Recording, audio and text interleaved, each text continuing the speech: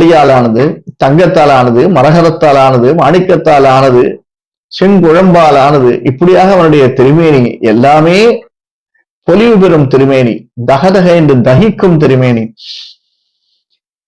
தாமரை அடியே போற்றும் பொருள் கேளாய்.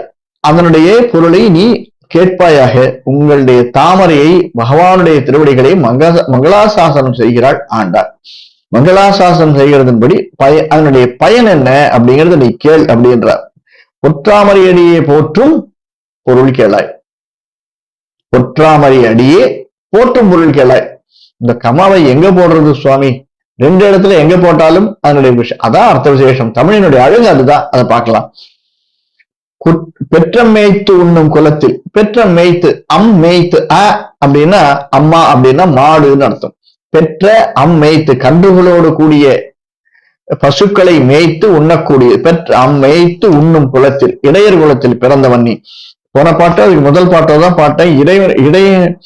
இடையர் குலத்தினுடைய சிறப்பை நாம எப்படி ஆச்சாரியன் சொல்வார் அப்படிங்கிறது அதனுடைய விவரத்தை நாம பார்த்தோம். இடைக்குலம்ங்கிறது அதாவது பொற்றமை துண்ணம் குலத்தில் பிறந்து நீ குற்றேவல் எங்களை கொள்ளாமல் போகாது.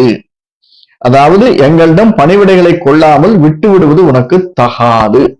அப்படின்னா என்ன அர்த்தம் சுவாமி? நாம செய்யறதெல்லாம் எடுத்துக்கோ, நாங்க எது செஞ்சாலும் கேட்டுக்கோ, எது சொன்னாலும் கேட்டுக்கோ, எது செஞ்சாலும் எடுத்துக்கொள், எது சொன்னாலும் கேட்டுக்கொள்.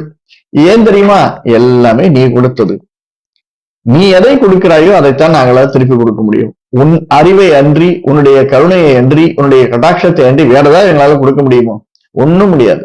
சில சமயத்துல நாங்க செய்த கர்மா கொஞ்சம் கூட வந்துடும். இப்ப அதெல்லாம் பொதுங்கி போயிட்டு. ஏன்னா நாங்கள் உன்னை சேவிப்பதற்காக வந்திருக்கிறோம். நாங்கள் இப்போது